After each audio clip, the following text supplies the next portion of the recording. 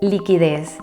Es una palabra de moda que se ha utilizado para explicar todo lo que ocurre en el mercado de las criptomonedas y en los mercados en su conjunto.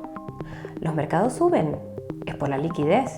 Los mercados bajan, es por la liquidez. Entonces, ¿qué papel desempeña realmente la liquidez en el ámbito de las criptomonedas?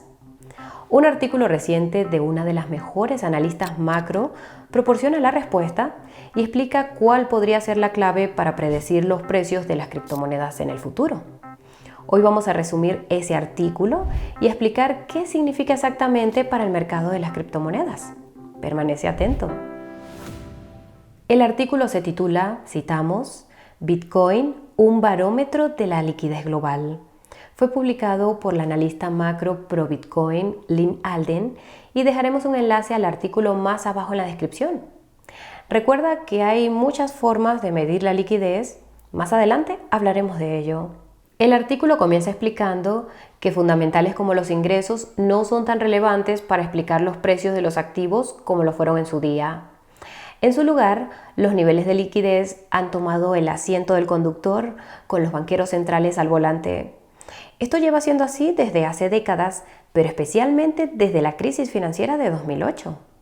Para contextualizar, cuando hablamos de liquidez nos referimos básicamente a la cantidad de dinero que hay en los mercados.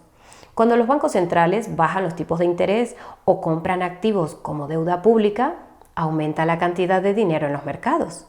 Esto hace que suba el precio de los activos, desde los bienes inmuebles hasta las criptomonedas, al menos a primera vista. No obstante, si lo miras más de cerca, te das cuenta de que no es el valor de estos activos lo que ha aumentado. Más bien, es el valor del dinero el que ha disminuido. Esto se debe simplemente a la oferta y la demanda. Cuanto más hay de algo, menos valor tiene en relación con otros activos. Esto también aplica a las monedas. Por el contrario, cuando los bancos centrales suben los tipos de interés o venden activos como la deuda pública, disminuye la cantidad de dinero en los mercados. Esto provoca la caída del precio de los activos, al menos a primera vista. Si lo miras de cerca, te das cuenta de lo contrario.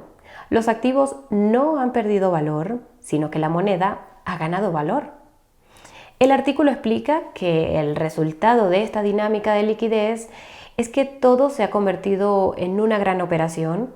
Los precios de los activos suben cuando aumenta la liquidez y bajan cuando disminuye.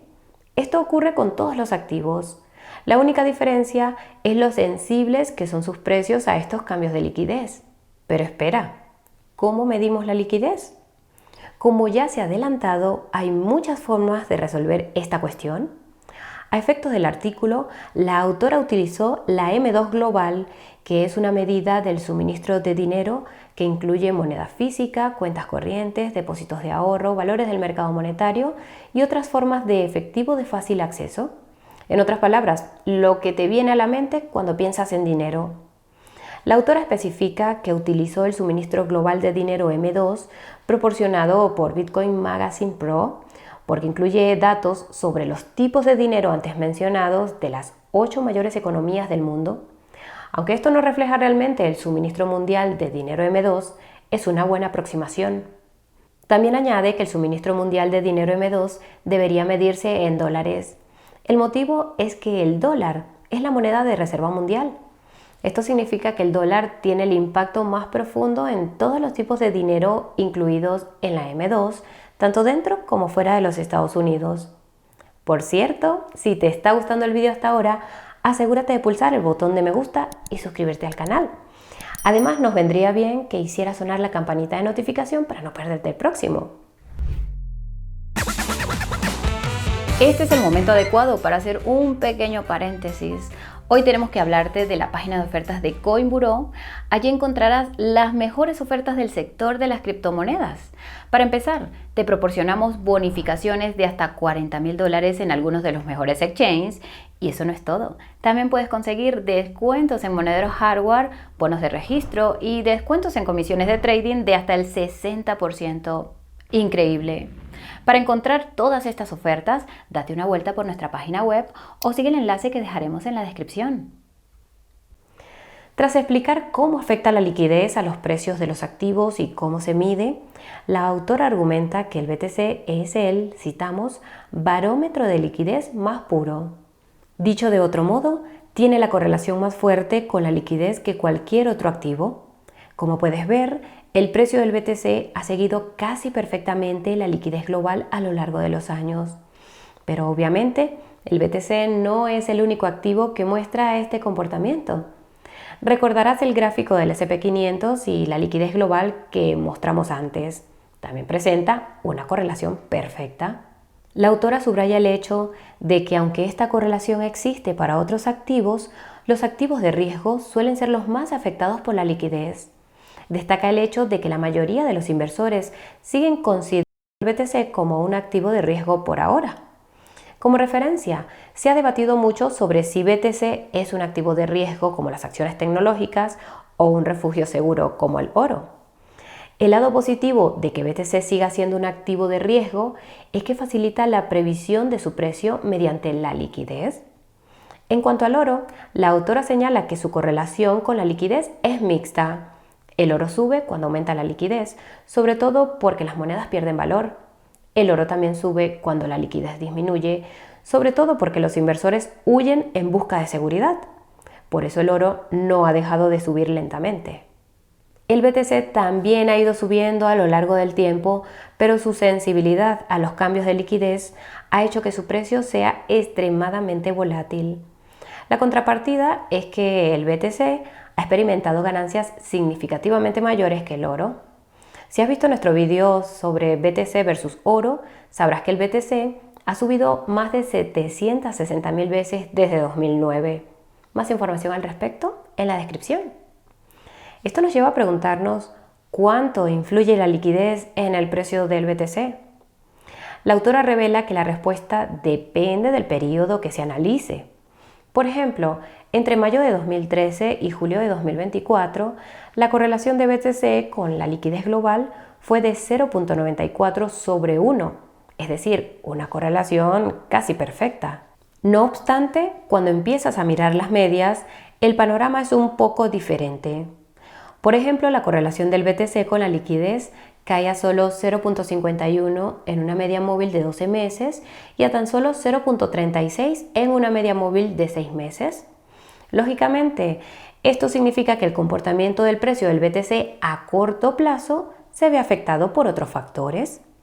Lo interesante es que aunque el BTC sigue teniendo la mayor correlación con la liquidez global en comparación con otros activos en una media móvil de 12 meses, tiene una menor correlación con la liquidez global en términos interanuales que otros activos como las acciones de los mercados emergentes.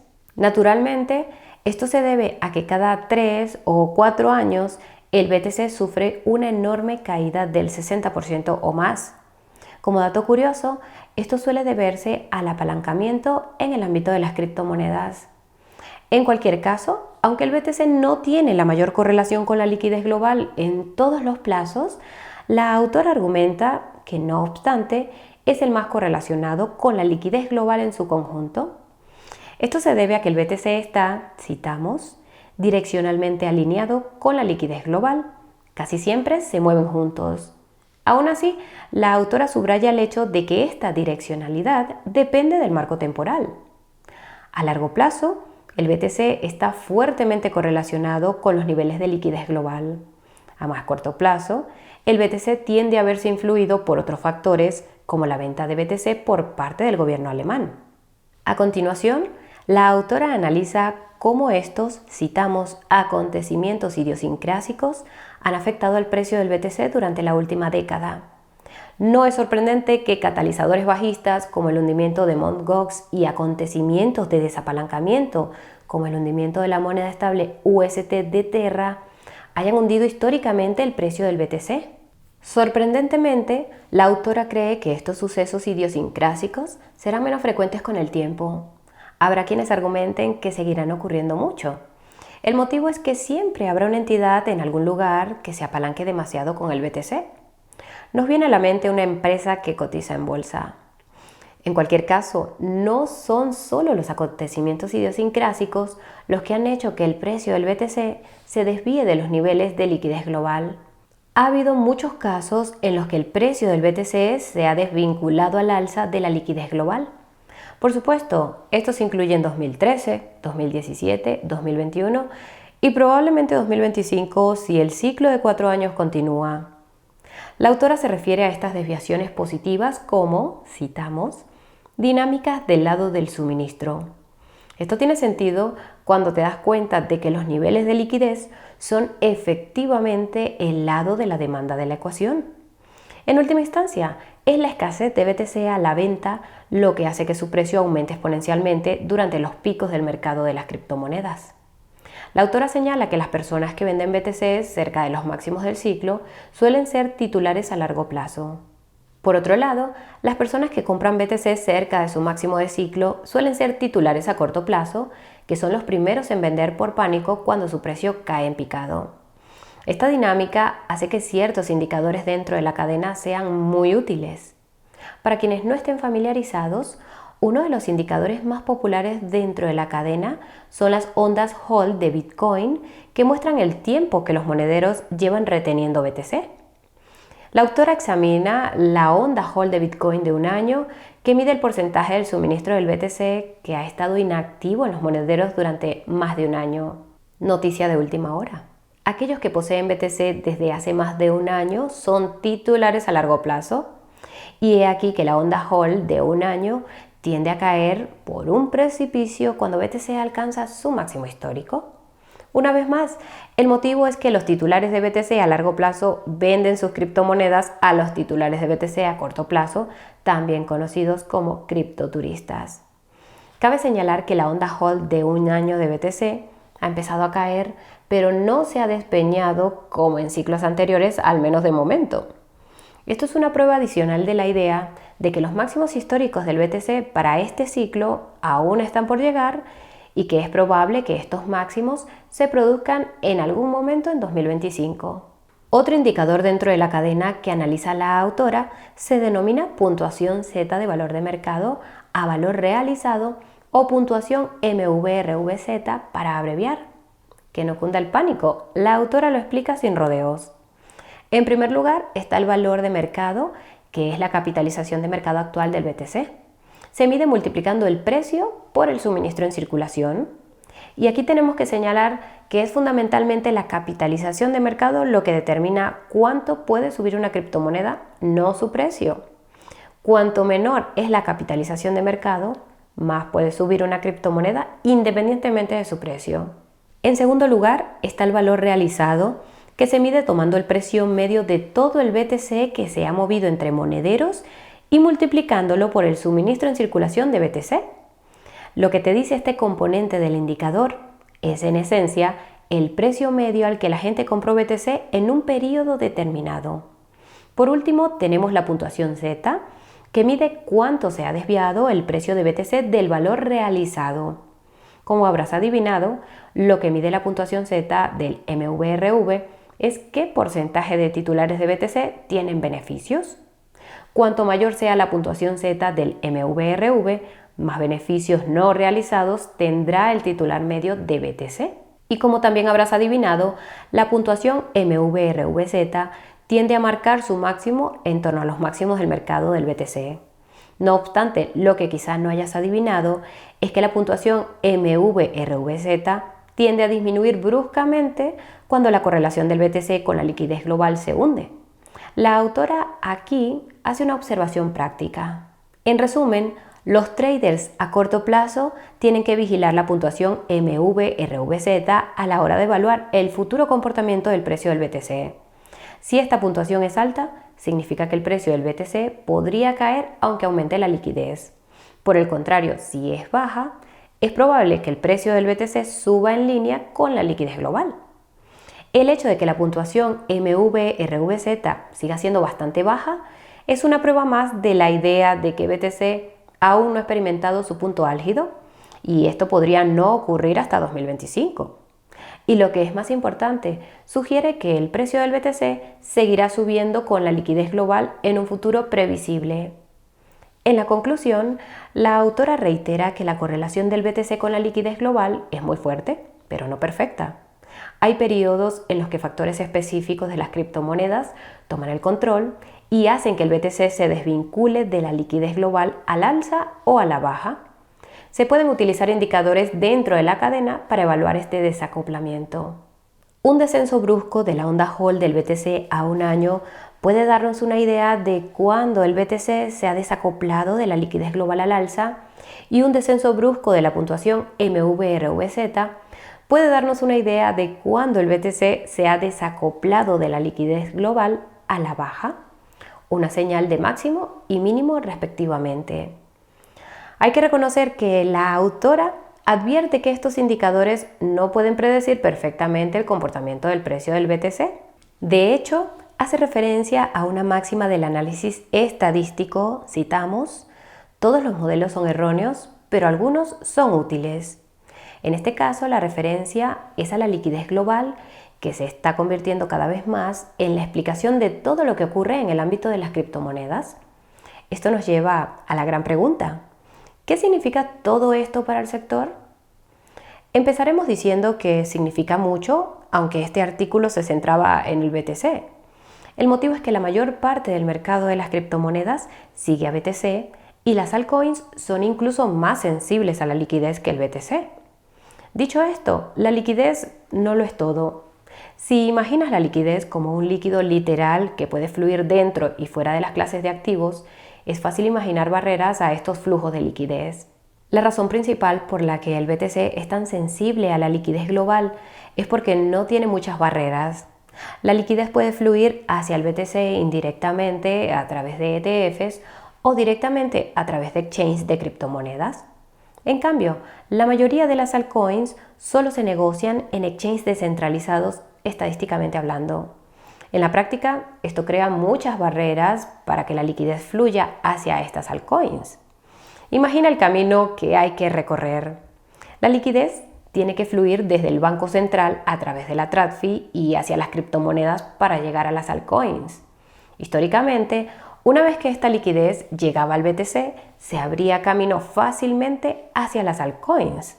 No obstante, desde el lanzamiento de los ETFs de Bitcoin al contado, parece que una menor parte de esta liquidez se está filtrando al resto del mercado de las criptomonedas. Muchos analistas lo han señalado, pero esto no tiene en cuenta el escenario en su conjunto. Para empezar, los ETFs de Bitcoin al contado no restaron liquidez al resto del mercado de las criptomonedas. Lo único que hicieron fue añadir nueva liquidez al BTC. En teoría, esto no beneficiará en nada a las altcoins.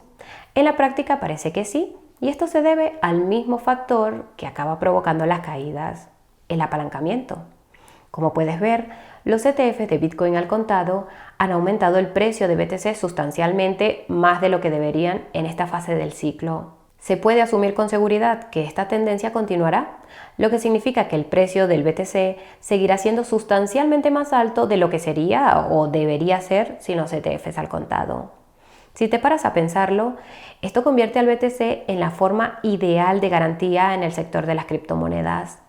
El motivo es que los ETFs hacen que sea muy fácil que fluya nueva liquidez hacia el BTC en comparación con otras criptomonedas. Por si no te has enterado, ha habido un enorme incremento del BTC envuelto en Ethereum, concretamente a través del CBBTC de Coinbase. Además, cada vez hay más soluciones de capa 2 y protocolos DeFi que utilizan Bitcoin y BTC. Lo que esto significa es que es probable que haya muchos préstamos contra BTC a través de múltiples cadenas de bloques. Ni qué decir tiene que este BTC se utilizará como garantía para comprar altcoins mediante monedas estables tomadas en préstamos. Supongamos que el BTC alcanza una capitalización de mercado de unos 3 billones de dólares y supongamos que alrededor del 10% del suministro de BTC se utiliza como garantía para pedir préstamos en protocolos DeFi. Esto podría significar cientos de miles de millones de dólares fluyendo hacia las altcoins, liquidez que procede indirectamente de BTC gracias al impulso de los ETFs, y no se trata solo del BTC. Es fácil olvidar que ETH también tiene sus propios ETFs al contado, sobre todo porque los flujos de entrada han sido mediocres. Ten en cuenta que la presencia de ETFs al contado de Ethereum hace que sea muy fácil que la liquidez fluya de BTC a ETH. Esto tiene el potencial de dar a ETH un impulso aún mayor. Y como ETH es actualmente la forma más popular de garantía en la DeFi, un aumento sustancial de su precio significa que habrá un aumento sustancial de los préstamos que lo utilicen como garantía. Si ETH sigue a BTC un ciclo por detrás, entonces Ethereum podría alcanzar una capitalización de mercado de más de 1.2 billones de dólares este ciclo. Suponiendo que alrededor del 10% del suministro de ETH se utilice como garantía para pedir prestado en protocolos DeFi, esto añadiría decenas de miles de millones de dólares de liquidez que fluyen indirectamente hacia las altcoins desde los ETFs de ETH. Adicionalmente considera que hay docenas de otras cadenas como Solana que contabilizarán miles de millones de préstamos contra sus criptomonedas nativas. Si lo sumas todo, podría haber hasta medio billón de dólares de liquidez procedente de los préstamos DeFi, la mayoría de los cuales serían un subproducto de los precios sobrealimentados de BTC y ETH. Para poner las cosas en perspectiva, esto podría suponer más del 5% de la capitalización de mercado total de las criptomonedas si alcanza los 10 billones de dólares, sin tener en cuenta los cientos de miles de millones que probablemente se pedirán prestados contra BTC y ETH fuera de la cadena. No obstante, como hemos aprendido, todo este apalancamiento acabará provocando uno de esos acontecimientos idiosincrásicos. Ocurrirá algo que hará que el precio de BTC o ETH caiga bruscamente, desencadenando liquidaciones para las entidades sobreapalancadas. Esto provocará ventas forzadas que darán lugar a más liquidaciones y así sucesivamente. Afortunadamente, el mercado de las criptomonedas se encuentra en las primeras fases de este proceso. A lo largo del próximo año lo veremos marchar al alza en consonancia con la liquidez antes de desviarse al alza debido a esa dinámica del lado del suministro. Lo mejor es que la gente por fin dejará de obsesionarse con los niveles de liquidez global. Ahora que lo pensamos, quizás sea entonces cuando sepamos que el mercado de las criptomonedas ha tocado techo. Y hasta aquí el video de hoy. Si has aprendido algo nuevo, asegúrate de pulsar el botón de me gusta. Si quieres seguir aprendiendo, suscríbete al canal y a sonar esa campanita de notificación. Y si quieres ayudar a otras personas a aprender sobre las verdades y mentiras de las criptomonedas y la liquidez global, no dejes de compartir este video con ellas. Como siempre, muchas gracias por acompañarnos hasta el final. Nos vemos en un Satoshi. Chao, chao.